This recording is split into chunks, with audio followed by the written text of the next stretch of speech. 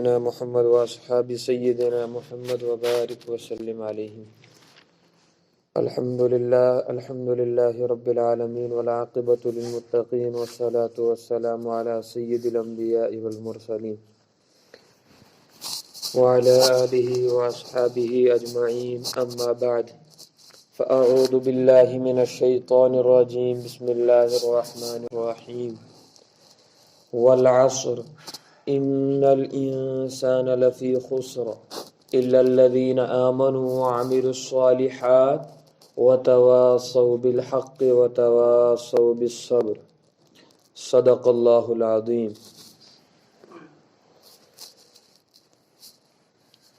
والعصر قسم ہے زمانے کی، ان الانسان لفی خسر کہ بلا شبہ انسان ضرور بضرور خسارے میں ہے، سوائے وہ لوگ الذین آمنوا جنہوں نے ایمان لایا اور جنہوں نے نیک اعمال کیے، وتواصوا بالحق اور سچے دین کی تلقین کی، وتواصوا بالصبر اور صبر کی تاکید کی. اللہ رب العزت ارشاد فرما رہے ہیں کہ والعصر قسم ہے زمانے کی. یہاں غور کرنے کی بات یہ ہے کہ اللہ رب العزت نے قسم کھائی زمانے کی اور آگے فرمایا کہ انسان ضرور بضرور خسارے میں ہے، اس میں کوئی شک نہیں. اللہ تعالیٰ نے قسم کھا کر کہا کہ انسان ہر وقت خسارے میں ہے. انسان کی ایک تجارت ہے. اللہ تعالیٰ نے انسان کو اس دنیا میں بھیجا اور کہا کہ جاؤ تجارت کر کے آؤ اور اپنا سودا کر کے آؤ، چاہے اب وہ تجارت نفع بخش ہو چاہے وہ تجارت خسارے کا سودا ہو، دونوں کا فائدہ تمہیں قیامت کے دن میدان حشر میں ملے گا. پھر ان اللہ اشتری من المؤمنین انفسهم واموالهم بان لهم الجنہ کہ بلا شبہ اللہ تعالیٰ نے ایمان والوں کو خرید لیا ہے اپنے جنت کے بدلے. کہ اللہ تعالیٰ نے ایمان والوں کو، ان اللہ اشتری من المؤمنین انفسهم، مومنین کے جانوں کو اللہ تعالیٰ نے خرید لیا ہے. اللہ نے خریدا کا کیا سودا دیا وہاں سے؟ کہا بالجنتی، با عوض کے لیے آتا ہے، یعنی جنت کے بدلے میں خرید لیا. کہ اللہ تعالیٰ نے کہا کہ ایمان والو میری صفات کو اپناؤ اور میرا حکم مان لو. گویا کہ تم نے اپنی جانوں کو مجھے بیچ دیا، اب میں اس کا سودا دے دوں گا، اب میں اس کا پیسہ دے دوں گا. وہ کیا ہوگا؟ کہا وہ پیسہ ہے جنت. کہ جب تم میرے احکام کو پورا کر لو گے تو تم نے گویا اپنی جانوں کو مجھے بیچ دیا ہے، اور بیچنے کے بعد اب میں سودا دوں گا اس کا. کہا بالجنتی، جنت اس کا سودا ہے، تمہیں جنت میں داخل کر دوں گا. حالانکہ ہمیں پیدا کرنے والا رب ہے، ہمیں دنیا میں لانے والا رب ہے.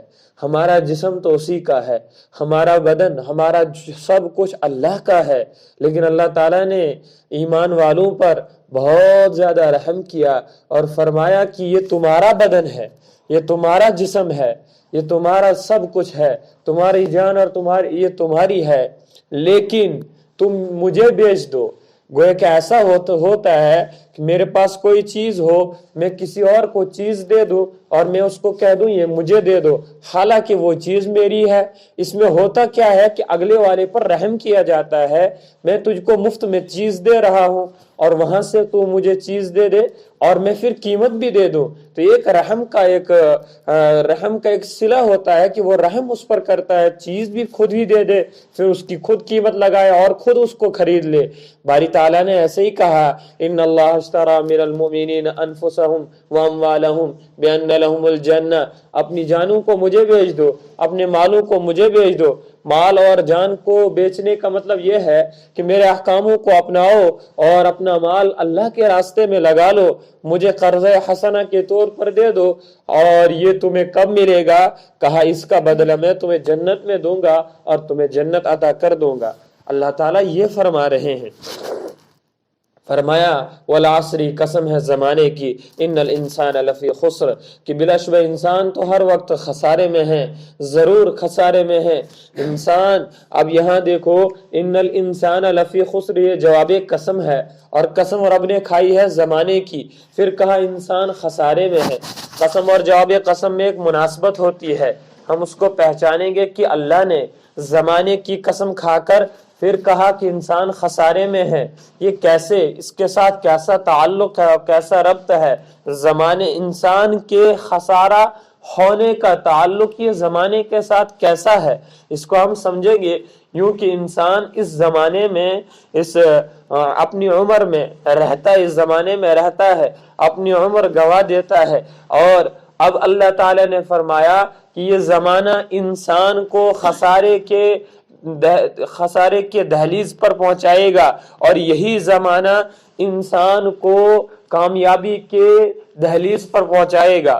مثال کے طور پر یوں سمجھو، ایک انسان، اس نے اس وقت کی قدر کی، اور اس نے ایک گھنٹے کی، سگنٹے کی قدر کی، تو گویا کہ اس نے، اس زمانے نے اس انسان کو کامیابی کے دہلیز پر پہنچا دیا۔ لیکن اگر کوئی انسان اس وقت اور اس زمانے کی قدر نہیں کرتا ہے، تو اس نے، زمانے نے اس کو کیا کر دیا؟ خسارے کی دہلیز پر پہنچا دیا۔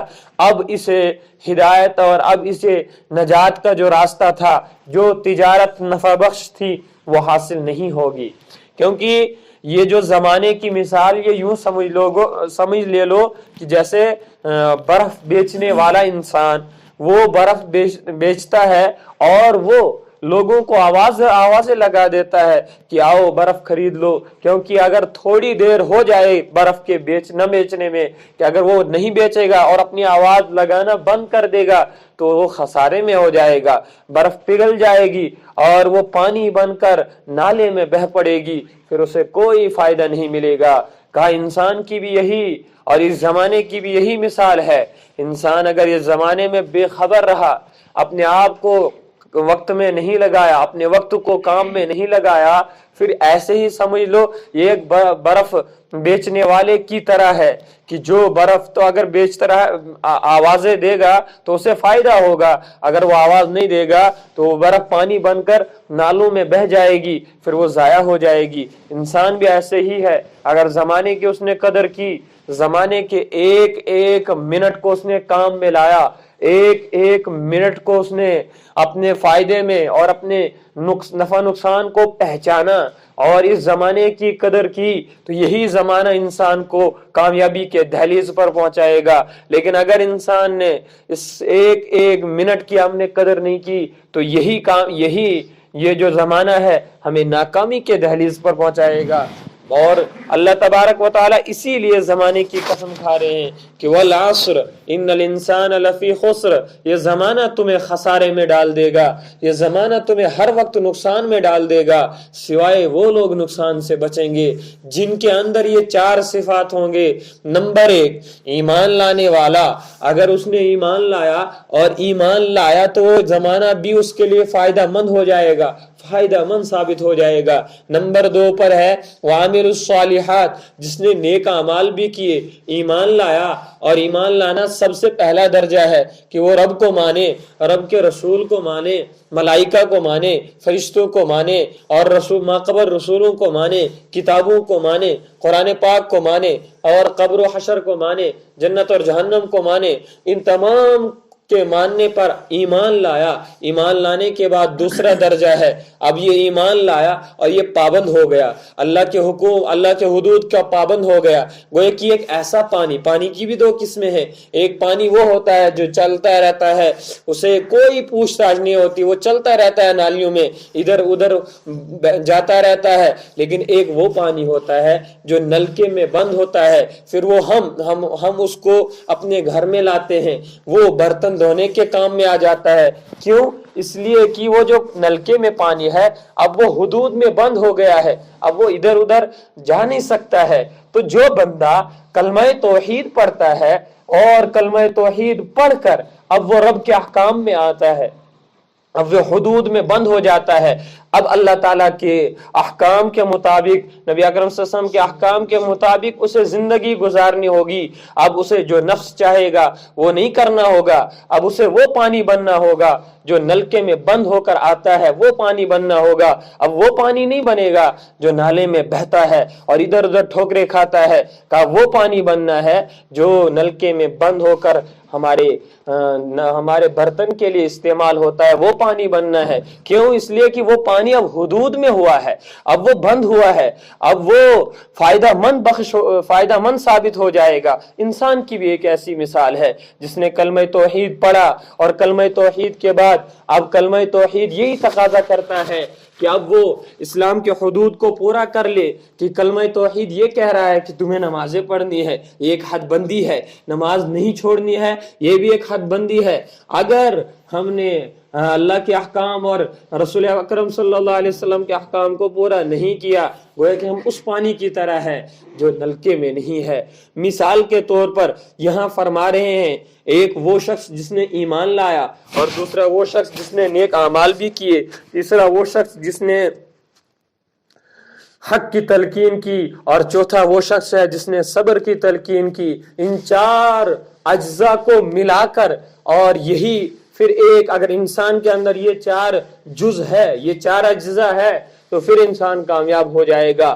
مثال کے طور پر ایمان بھی ہے اس کے پاس لیکن نیک اعمال نہیں ہے تو ناکام بندہ ہے، بندہ کامیاب نہیں ہے. اگر اس کے پاس ایمان ہے اور نیک اعمال بھی ہے لیکن امر بالمعروف نہی عن المنکر نہیں کرتا ہے، حق کی تلقین نہیں کرتا ہے اور صبر کی تلقین نہیں کرتا ہے، وہ کامیاب نہیں ہے، وہ بھی ناکام ہے. جس کے پاس صبر کی تو تلقین ہے لیکن حق کی تلقین نہیں کرتا ہے، وہ بھی ناکام ہے. یہ چار شرائط ہے ایمان والے کے لیے. اگر اس نے کامیاب ہونا ہے ان چار شرائط کو پوری طور پر اپنانا ہوگا. دو تو اپنے لیے فائدہ مند ہے، ایمان لانا اور نیک اعمال کرنا، یہ تو مجھے اپنے آپ کو فائدہ دیں گے، انسان کو اپنے آپ کو فائدہ دیں گے. لیکن اللہ نے دو اپنے لیے رکھے ہیں، دو امت کے لیے رکھے ہیں، دو دوسروں کے لیے رکھے ہیں کہ ہم نے خود بھی ایمان لانا ہے، پھر اس پر خود بھی عمل کرنا ہے. پھر یہی نہیں سوچنا کہ بس میں کامیاب ہو گیا دوسرے کامیاب نہیں ہوں گے. ہم نے ان کی بھی فکر کرنی ہے جو اس دین سے غافل ہے، جو اس دین سے دور ہو گئے ہیں، ہمیں ان کو بھی دین پر لانا ہے. جو اس دین سے چھوڑ کر دوسری راہ اختیار کر رہے ہیں ہمیں ان کو بھی دعوت دینی ہے. جو اس قرآن سے دور ہے ہمیں ان کو لا کر قرآن پر کھڑا کرنا ہے، ہمیں انہیں قرآن سکھانا ہے. تو یہی ایک حق ہے کہ وَتَوَاصَوْا بِالْحَقِّ وَتَوَاصَوْا بِالصَّبْرِ، اور صبر کی بھی تلقین کرنی ہے. اس سورہ عصر کی بڑی اہمیت ہے. حضرت ابو عبید اللہ رضی اللہ تعالی عنہ فرماتے ہیں اللہ کے رسول صلی اللہ علیہ وسلم نے فرمایا کہ یہ جو سورہ عصر ہے، اللہ کے نبی صلی اللہ علیہ وسلم کے دو صحابی ایسے تھے کہ جب بھی وہ ملتے تھے، آپس میں ملتے تھے، تو تب تک جدا نہیں ہوتے تھے جب تک وہ آپس میں سورہ عصر کا تکرار نہیں کرتے تھے، ایک دوسرے کو سورہ عصر نہ سناتے تھے، تب تک وہ جدا نہیں ہوتے تھے. دوسری مرتبہ امام شافعی علیہ رحمہ کا قول ہے کہ سورہ عصر ایک ایسی صورت ہے، ایک ایسی جامع صورت ہے، اگر اللہ تعالیٰ نے صرف از صرف سورہ عصر ہی اتاری ہوتی، دوسرا قرآن اور یہ دیگر صورتیں نہیں اتاری ہوتی، تو انسان یہ نہیں کہتا کہ اے باری تعالیٰ آپ نے ہمارے لیے کوئی ہدایت کے لیے کوئی چیز نہیں بھیجی ہے، آپ نے ہمارے لیے کوئی اور کتاب نہیں بھیجی ہے. اگر صرف اور صرف سورہ عصر ہی بھیج دی ہوتی تو کوئی اس بات کو کہنے کے لیے ہمت نہیں آتی کسی کو یہ کہنے کے لیے اے باری تعالیٰ آپ نے ہدایت کے لیے کچھ نہیں بھیجا ہے. بلکہ سورہ عصر میں ایک ایسا مضمون ہے کہ جس نے پورے قرآن کو سمیٹ لیا ہے. اس میں ایک ایسا مضمون ہے کہ انسان اگر اس پر غور و فکر کرے گا اور غور اور تدبر کے ساتھ کام کرے گا تو انسان کو اس تمام پر ہی ایک صورت پر اپنی زندگی کو سنوارنے کا موقع مل جائے گا. ہم نے چار اجزاء دیکھے ہیں کہ ایمان لانا، نیک اعمال کرنا اور حق کی تلقین کرنا. صبر کی تلقین کرنا، یہی اگر انسان اپنی زندگی میں اپنائے گا انسان کامیاب ہو جائے گا۔ ایمان لانے کے تقاضے میں سے پھر دیگر چیزیں بھی آ جائیں گی ایمان میں، اور وعامل الصالحات میں نماز بھی آ جائے گی، زکوٰۃ بھی آ جائے گی، روزہ بھی آ جائے گا، حج بھی آ جائے گا، کلمہ شہادت، دیگر جو جتنے بھی اعمال صالحہ ہے وہ اس میں تمام کے تمام آ جائیں گے۔ اب رہ جاتی ہے امر بالمعروف نہیں عن المنکر، وہ آ جائیں گے وتواصوا بالحق وتواصوا بالصبر، صبر میں آ جائے گا یہ کہ تم نے تبلیغ کرنی ہے، دین کو آگے پھیلانا ہے، لوگوں میں مختلف باتیں آئیں گی، کوئی آپ کو کاہل اور کوئی آپ کو مجنون اور ساحر اور جادوگر کہے گا، اس میں صبر کرنا ہے۔ اس دین کے پھیلانے میں تکلیفیں آئیں گی لیکن تکلیفوں کو برداشت کرنا، اسی کو تو صبر کہتے ہیں۔ کا صبر کر کے، کیونکہ دین کا اپنانا تھوڑی معمولی سی بات نہیں ہے، دل پر مشقتیں آئیں گی، انسان کہتا ہی ہے کہ میں مشقتوں سے نہیں چلتا ہوں، یعنی میرا یہ جو دل ہے وہ یہ کہتا ہے کہ ہر وقت آسان ہی آسانیاں ہو جائیں، لیکن قرآن کہہ رہا ہے کہ جب دین پر چلو گے تو شیطان کا بھی حملہ ہوگا، لوگوں کا بھی حملہ ہوگا، لوگ بھی کہیں گے ایسا کام کر رہے ہو، تو اس پر ہم نے ڈٹ جانا ہے، لوگوں کی باتوں کو نہیں بلکہ رب کی باتوں کو ہم نے ماننا ہے، اللہ کے رسول کی ماننی ہے، اللہ کی ماننی ہے، تو ان باتوں کو ہم نے اپنے ذہن پر رکھنا ہے، پھر ہم دین پر چلنا ہمارے لیے آسان ہو جائے گا۔ میرے بزرگوں اور دوستو، ہم سب لوگ اس پر عمل کریں اور اللہ تبارک و تعالی ہمیں دین کی تبلیغ کرنے کی بھی توفیق عطا فرمائے اور ہمیں ان تمام باتوں پر عمل کرنے کی توفیق عطا فرمائے۔